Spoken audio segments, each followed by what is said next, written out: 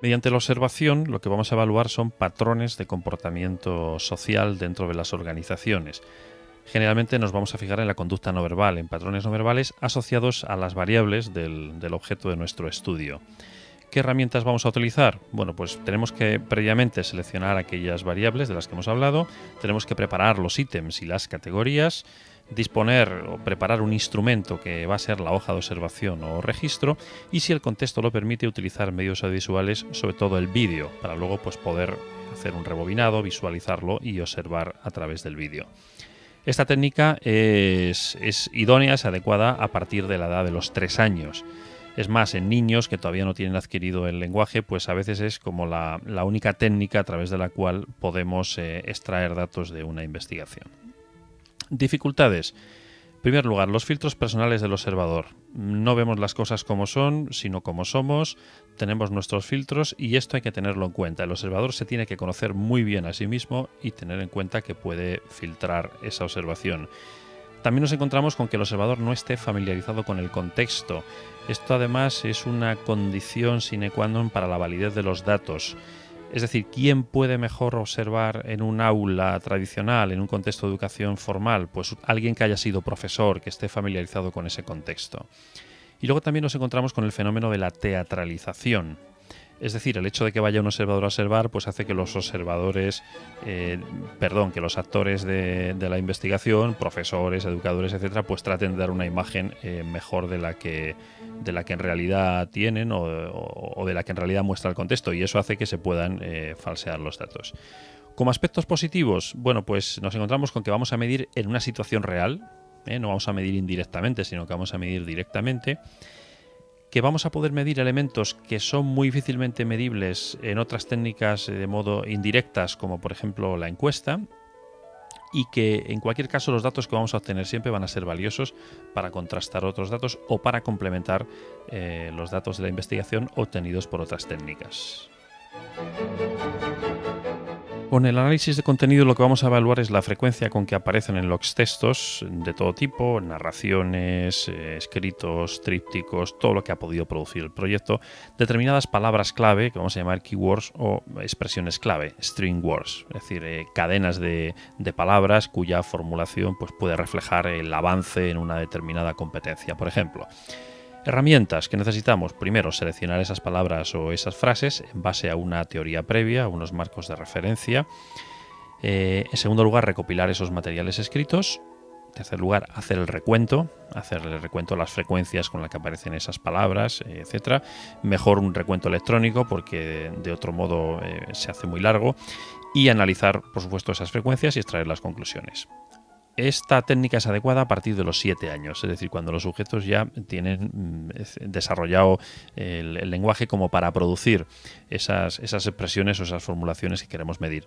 Dificultades, por ejemplo, no disponer de suficientes textos, aunque esto se puede pedir, es decir, es profeso para la investigación, se pueden pedir narraciones o escritos o formular preguntas que reflejen donde podamos luego estudiar aquello que queremos estudiar.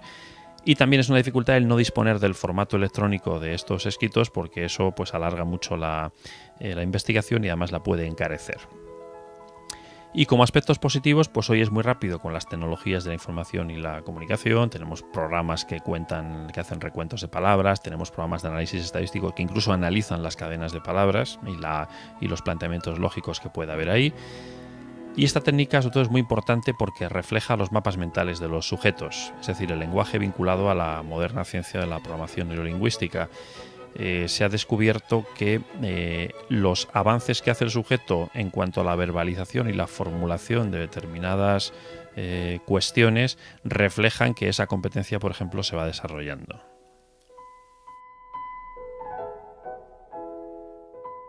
Con los cuestionarios o encuestas lo que se evalúa sobre todo son las actitudes y opiniones de los sujetos de la investigación con respecto a una serie de variables, generalmente segmentadas en función de características sociodemográficas como la edad, el sexo, la población de pertenencia, el tiempo que lleva, es decir, para luego poder hacer análisis segmentados a través de esas otras variables.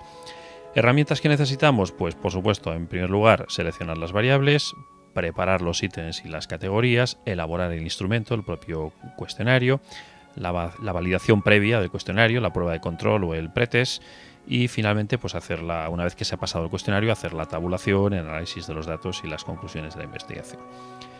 El cuestionario es adecuado a partir de la edad de 12 años generalmente, es decir, cuando los sujetos tienen capacidad para entender lo que se les formula en las preguntas y para elaborar una respuesta razonable de acuerdo a esas variables que se preguntan. ¿Dificultades de un cuestionario? Bueno, pues el tiempo de preparación de los ítems, que si se quiere hacer bien, pues lleva su tiempo, hay que hacer esa prueba de control, etcétera. Y también que cuando hablamos de poblaciones pequeñas necesitamos hacérselo a todos los sujetos. Necesitamos que estén presentes todos los sujetos, incluso a veces hay que pasarlo varias veces para que lo puedan hacer todo. Si hablamos de poblaciones muy grandes, pues lógicamente se pueden hacer unos análisis para calcular una muestra representativa, pero en el caso de los proyectos que tenemos entre manos de educación para el desarrollo, habría que hacérselo prácticamente a toda la población para tener datos válidos. Y como aspectos positivos, bueno, pues alcance masivo, esto llega a todos los sujetos, podemos tener el 100% de la muestra, es generalmente poco costoso, los datos son bastante objetivos, el análisis es sencillo y además se hace en poco tiempo una vez tenemos todos los datos, y últimamente además con las tecnologías de la información, con los nuevos programas estadísticos, ha mejorado mucho esta técnica. La construcción de escalas sirve para evaluar actitudes y opiniones con respecto a una serie de variables medidas en intervalos iguales, por eso se habla de escalas de intervalo, escalas tipo Likert, etc. Herramientas que necesitamos, pues en primer lugar seleccionar las variables, preparar los ítems y las categorías, operativizar, redactar, hacer la prueba piloto, el pretest y después la validación de los expertos. Es decir, que la escala realmente esté separada en los 4, 5, 6, 7 intervalos y que sean iguales y que mida realmente pues aquello que queremos medir. Las escalas suelen estudiarse a través de otras distintas técnicas de las que hemos visto y son adecuadas a partir de la edad de 12 años, para sujetos a partir de la edad de 12 años. Aunque si hacemos una escala, por ejemplo, en una situación de observación, pues también sería adecuada pues a partir de los 3 años. La verdad que las escalas es una técnica que complementa y que se utiliza en todas las otras técnicas que vamos a ver. Dificultades. No es fácil una buena construcción. Generalmente requiere de un servicio externo de expertos que lo hagan bien y requiere tiempo prepararlas. Ventajas. Pues las mismas casi que en los cuestionarios. El alcance masivo es poco costoso una vez que se tienen, la objetividad, fácil análisis en poco tiempo y luego puede medir tanto las cuestiones afectivas como las cuestiones efectivas.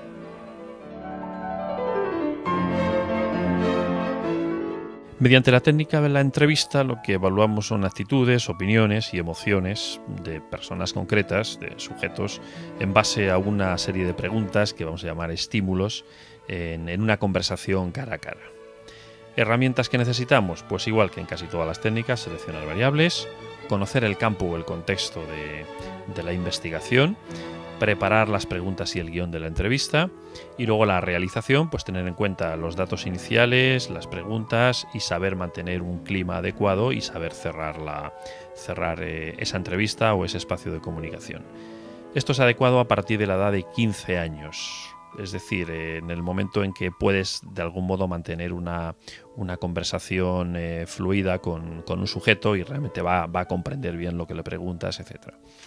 Lo cual no quiere decir que se puedan hacer entrevistas a los 10, 11, 12 años. Dificultades. Exige mucha preparación, una entrevista, una buena entrevista, y luego mucho tiempo de realización y codificación de los datos. Es decir, tanto si lo grabas en un soporte de audio como si lo vas escribiendo en el guión de entrevista, pues todo eso lleva después bastante trabajo y cuantas más entrevistas, más trabajo. ¿Ventajas de la entrevista? Pues se puede hacer a la vez que estás formulando los estímulos una observación no verbal de las reacciones del sujeto, lo cual te da un dato complementario que por ejemplo no tienes en una encuesta. Permite ahondar sobre determinados temas, permite ir preguntando sobre temas que nos parezcan relevantes, cosa que en un cuestionario también es difícil de hacer. No hay una limitación del lenguaje porque te adaptas al lenguaje del sujeto que estás investigando, por ejemplo, un buen entrevistador tiene que hacerlo y después se pueden explorar otras cuestiones.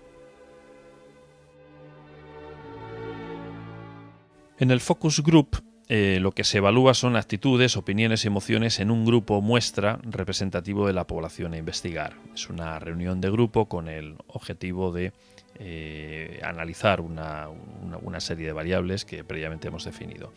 La interacción del grupo en torno a las variables revela esos datos que queremos obtener. ¿Qué herramientas necesitamos? En primer lugar, seleccionar variables, conocer el campo o el contexto del marco de los sujetos donde vamos a realizar esa investigación, preparar el guión y en su caso las dinámicas que utilicemos para esa recogida de datos y luego pues tener medios para la recogida de datos como puede ser una grabación de audio y las notas que pueda recoger el facilitador de esa reunión.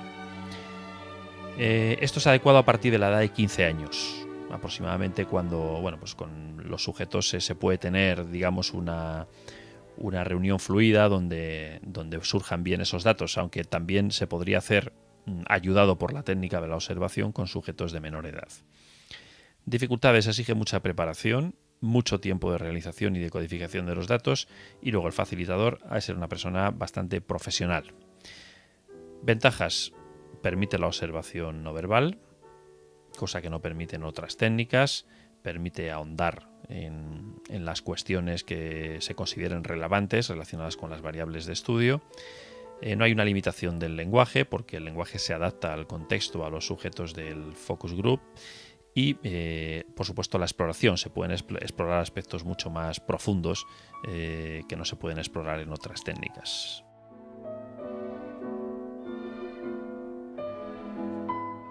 Con las técnicas sociométricas o test sociométrico, lo que se evalúa es el tejido de relaciones dentro de un grupo, generalmente mediante elecciones-rechazos entre los sujetos en base a determinadas variables. Lo normal es que se hagan dos tipos de preguntas afectivas y preguntas efectivas. Un ejemplo de pregunta afectiva sería: ¿con qué dos personas del grupo te gustaría ir de viaje a determinado sitio? ¿Y con qué dos no te gustaría ir? Y un ejemplo de pregunta efectiva sería: ¿a qué dos personas del grupo elegirías para hacer un determinado trabajo de investigación y a qué dos personas no elegirías? ¿Vale? Esto se hace con todos los sujetos y al final lo que nos sale pues es un sociograma, es una red de elecciones y rechazos, de tal modo que nos permite ver quiénes son los líderes afectivos, los líderes efectivos, etc. Herramientas: tenemos que seleccionar las variables, tenemos que preparar los papeles con las preguntas, tenemos que hacer el sociograma, el mapa de esas elecciones y rechazos con sus diferentes flechas, etc.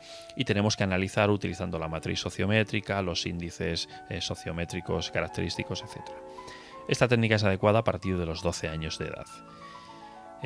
Inconvenientes: no sirve en grupos nuevos o grupos modificados donde de repente ha entrado un 30% de sujetos nuevos. ¿Por qué? Pues porque necesitamos que el grupo haya interaccionado previamente durante un tiempo suficiente como para que ese tejido de relaciones internas esté ya definido y determinado. Y las dimensiones sobre las que se pregunta siempre deben ser conocidas por los sujetos y además formularlas para que las comprendan bien. Ventajas: es de muy fácil aplicación, la foto que sale es bastante fiel, el resultado es anónimo, generalmente no se revelan los nombres, se ponen los sujetos con números o con letras.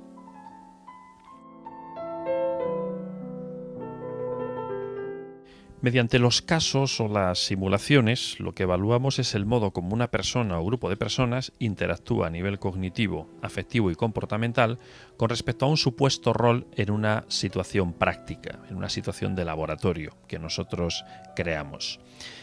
¿Qué herramientas necesitamos? Pues primero, seleccionar variables, segundo, preparar los casos y los escenarios, realizarlo y analizar los datos en función de las variables de la investigación. Esta técnica se puede utilizar a partir de los 7 años. Dificultades: requiere tiempo de realización y análisis, elegir bien los casos, las simulaciones, los juegos, las dinámicas y que midan aquello que quieren medir. Y luego no es lo mismo hacer esto en grupos homogéneos que en grupos diversos o heterogéneos. La variable diversidad o heterogeneidad pues hay que tenerla en cuenta a la hora de realizar esta técnica.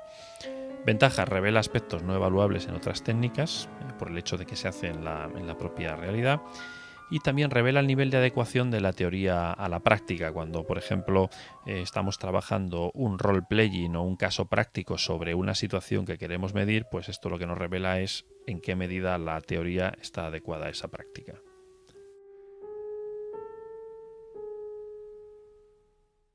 Mediante las técnicas proyectivas, lo que tratamos de medir o evaluar son aspectos cualitativos y profundos de las personas, vinculados a procesos de creatividad, expresión artística, catarsis o libre asociación. ¿Qué herramientas necesitamos? Pues seleccionar variables, seleccionar dinámicas y recursos, preparar los materiales y realizarlas y recoger los datos. Dificultades. Exige mucha preparación.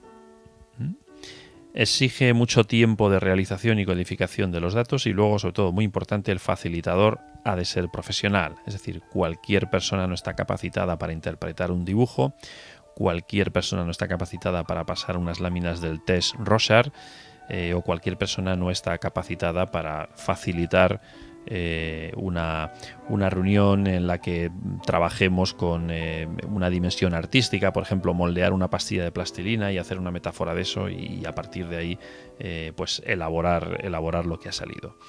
Esta técnica es adecuada a partir de los 4 años, son técnicas que se utilizan mucho con los niños y niñas pequeños, pero se pueden hacer también con personas adultas.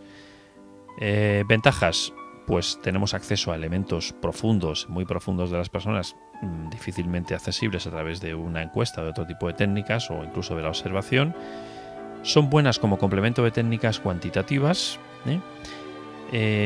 También tenemos la ventaja de la espontaneidad. A través de estas técnicas el sujeto generalmente es espontáneo, suele sacar las cosas y se hace bien sin ningún tipo de filtro. Y luego las ventajas es que las técnicas proyectivas son muy variadas y versátiles y entonces tenemos un gran abanico de posibilidades a la hora de elegir.